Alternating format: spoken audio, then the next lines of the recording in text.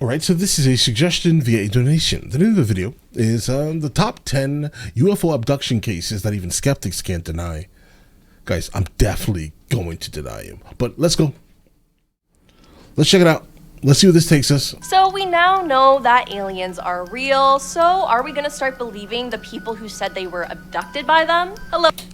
Hello everyone, and welcome back to our channel. I'm your host Emily, and today we're counting down our list of the top 10 terrifying UFO abduction cases that even skeptics can't deny. Coming in at number 10 is Antonio Villas Boaz. On the night of October 16th, 1957, Antonio Villas Boaz was plowing fields when he saw what he described as a red star in the night sky that approached him, growing in size. The craft began descending to land in the field, and he decided to leave on his tractor, but its lights and engine died, so he decided to continue on foot. However, he was seized by a 5-foot-tall humanoid who was wearing gray coveralls and a helmet. Its eyes were small and blue, and instead of speech, it made noises like barks or yelps. 3 similar beings then joined and dragged him inside their aircraft. Once inside the craft, Antonio said he was stripped of his clothes and covered from head to toe with a strange gel. He was then led to a large semicircular room through a doorway that had strange red symbols written over it. They then took blood from him and took him to a third room where some kind of gas was pumped into the room, which made him violently ill. Shortly after this, Antonio was joined in the room by another humanoid. This one, however, was female, very attractive. Antonio was then given back his clothing and taken on a tour of the ship by the humanoids. He was then... Alright, bro, this sounds like a bro story, okay? Like, why are we pointing out the fact that the woman that was just added to the room specifically had no clothes on, just covered in gel, obviously, similar to he, was extremely attractive? I don't know, guys. Feels weird. And escorted off the ship and watched too much detail off, glowing brightly.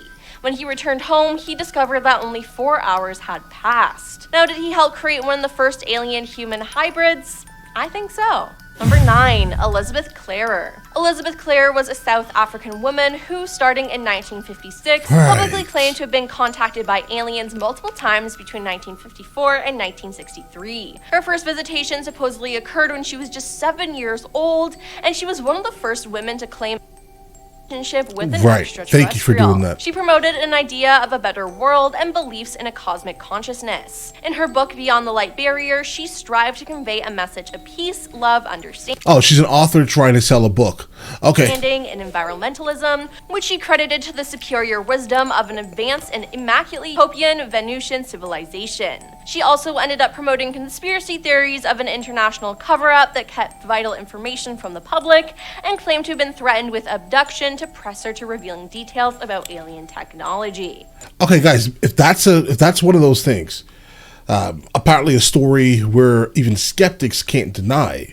Unfortunately, that's a really easy one to deny, mainly because she's an author trying to sell a book, guys. Number 8, Terrell Copeland. The Virginia pilot Terrell Copeland claimed that he was abducted by aliens, particularly because he was a Marine. Terrell claimed that his first experience with aliens occurred in 2007 when he captured footage of what he believed to be a UFO on his cell phone from his apartment in Suffolk, Virginia. It was an orb of light, just a big ball of light. It wasn't moving, it was solid white. The other was directly across the street from it, up 300 feet above the ground, and was changing colors very rapidly, he said. He alleged that it wasn't until after he published the footage online that things truly became strange. I woke up from a nap by the sound of someone trying to enter my apartment, and I said, "Who is it?" There was no answer. You could see the doorknob moving and scratching at the door. The firearm, it was on my table, and my thought was to get up and check. Despite the urge to get up, Terrell was paralyzed and only able to move his eyes. Suddenly, he heard a voice through the door tell him, "You don't need that weapon, we won't harm." He then began to experience missing hours as well, and he was incapable of accounting for 4 waking hours during a span of 2 nights. I was in a room and I saw a woman who did not have complete human features. She had the typical black eyes that you hear about, she had an elongated skull, and that startled me. The next memory I have is me standing on my balcony waving at this cylinder-shaped ship, he said. Number 7, Charles Hixson and Calvin.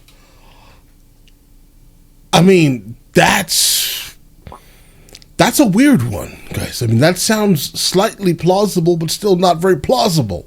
But still, I mean, as of right now, that's the most plausible of them all, by the sounds of it. Calvin Parker.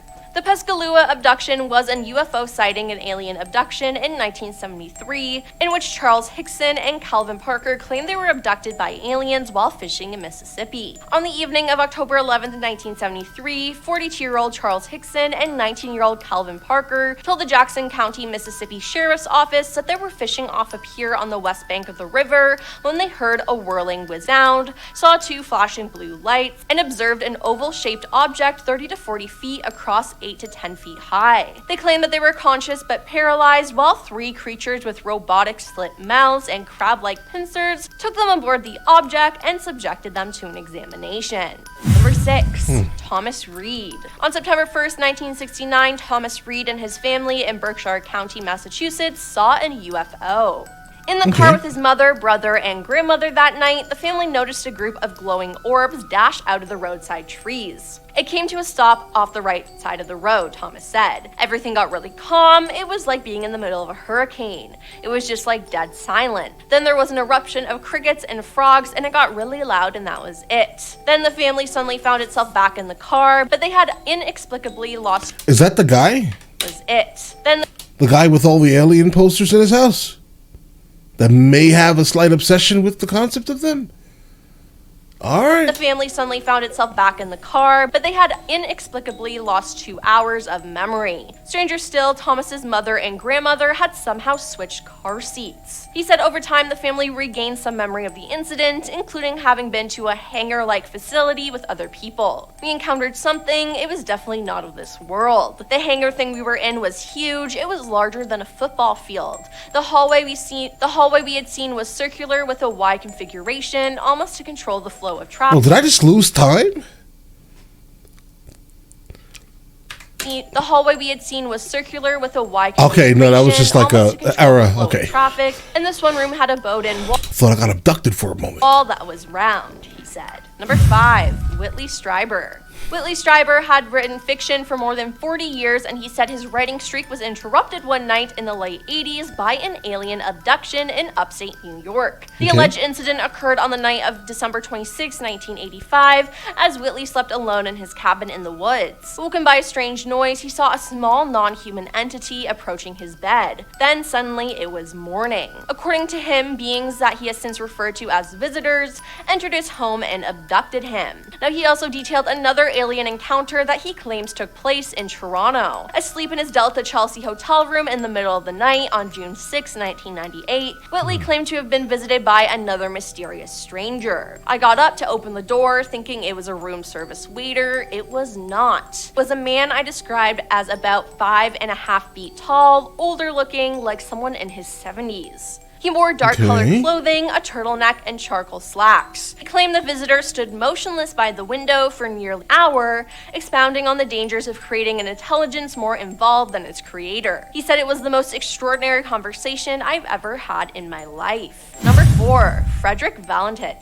On October 21st, 1978, Australian pilot Frederick Valentine disappeared into thin air. At 7:06 p.m., while at 4,500 feet, after departing, he reported that an unidentified craft was following him. Melbourne Flight Service insisted that there was no traffic near him, but the pilot was adamant. He explained that it had 4 bright lights and suddenly passed 1,000 feet above him at a remarkable speed. For 5 straight minutes, Frederick described its movements and shiny metallic exterior. Suddenly, he experienced engine trouble and said the aircraft was hovering and it's not an aircraft. Then they... I'm gonna be honest, guys. I'm more apt to believe pilots when they say things like this, guys, just to be honest. Never heard from him again. The last sound radio officials heard was a metallic scraping sound. Now, authorities presume that he had crashed, but a later search of the area yielded nothing.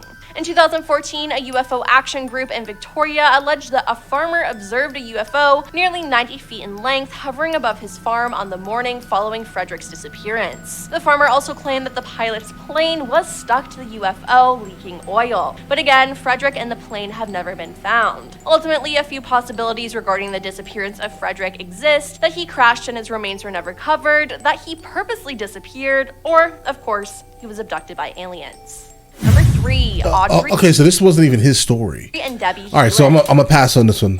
Twins Audrey and Debbie Hewins said they were abducted by aliens. I was probably about 5 years old or so, said Audrey, and a bright blue light would come into the room and the door would open, and there would be like a foggy kind of misty blue light just shining through the whole house, and these two figures would come in. We have been up in crafts and seen our house from above. There are very we've definitely encountered stories like this, like specifically kids that were involved in like a wild, unfortunate childhood, right?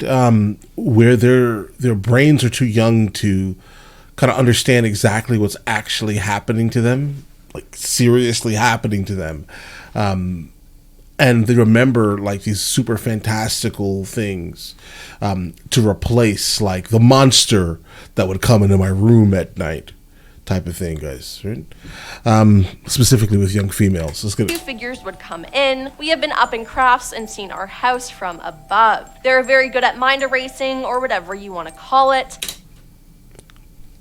Let's get it. They'll leave you with bits and pieces of things that you can remember. Debbie added, I remember one time being on a spaceship and standing there on the spaceship and the floor and the walls disappeared. They started doing all kinds of experiments on us when we were 12. While she was initially hesitant to come forward, Audrey claimed that after a non-human entity saved her life from drowning in the ocean, she was inspired to dedicate her life to openly discussing her alien abduction experiences. Number 2, Travis Walton. On November 5th, 1975, Travis Walton was abducted by aliens and he didn't return for 5 whole days. Travis's abduction began after working at the Site Graves National Forest near Heber, Arizona. Travis and a 6-man group of loggers were returning home when they allegedly spotted a shiny disc spanning 40 feet in diameter hovering in the sky above them. He said it was a metallic glowing disc making some very strange sounds. The closer I got to it, the more scared we all got, and they were swearing at me to get away from there, and when I got up close, it suddenly got louder and started to move.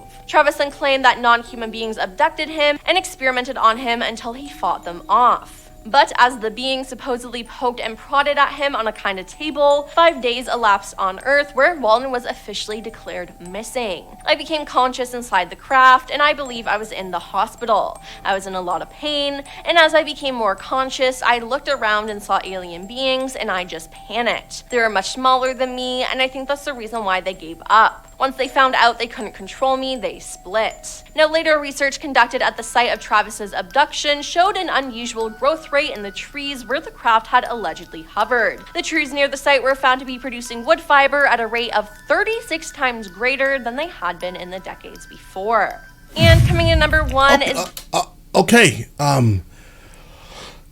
that story sounds better than most of them. I'm guessing it's the reason why it's so low, or so high on the list, at least. Good. Dr. Albert Bender. One of the most famous instances of alien invasion was the case of Dr. Albert Bender. Albert was a very intelligent researcher with an interest in aliens and UFOs, and even founded the International Flying Saucer Bureau. It was successful as he began to gather lots of alleged evidence related to UFOs, but soon he began seeing strange men watching him around his town, reportedly with glowing eyes. Then one night in 1953, 3 men in black showed up to his house. The mysterious men looked at first to be government agents, but he soon discovered they were something from a completely different realm. The men made it clear to Albert that he was to immediately stop all UFO research and investigation and to cease any publishing. They then confiscated most of his findings before threatening him once more and vanishing. Then he had a second encounter where he was visited by 3 shadowy figures. They did not touch the floor but hovered above it, and they told him that their human appearance was an illusion and that whatever information he told people about their visitation would not be believed. They supposedly told him that they capture people from Earth and use their bodies to disguise themselves. Now, due to all this, Albert was so afraid of the experience that he immediately halted all publishings, quit ufology, and turned into a completely different man. Years later, he published a book about his experience with the men in black and went on to manage a motel and never touched extraterrestrial research ever again. Well, that's all for our list of the top 10 terrifying UFO abduction cases that even skeptics can't deny. Do you believe in any of these abductions? Let us know in the comments down below, and don't forget to like and subscribe while you're down there. I'm your host, Emily, and we'll see you next time. Peace. I wonder if, bro, does this channel have anything to do with Slap Tam? Because they kind of speak the same, right? Like, are they in the same like, studio? Maybe, yes. Either way, This last one, I mean, yeah, it sounds. The ending part of it was a little bit wild, guys. Right? I mean, aliens are coming, taking our bodies, and then reappearing to other people as the people that they've taken. That's crazy. The thought of that is absolutely insane, guys. But all right, listen, you guys all have an absolutely amazing day. Enjoy your day thoroughly.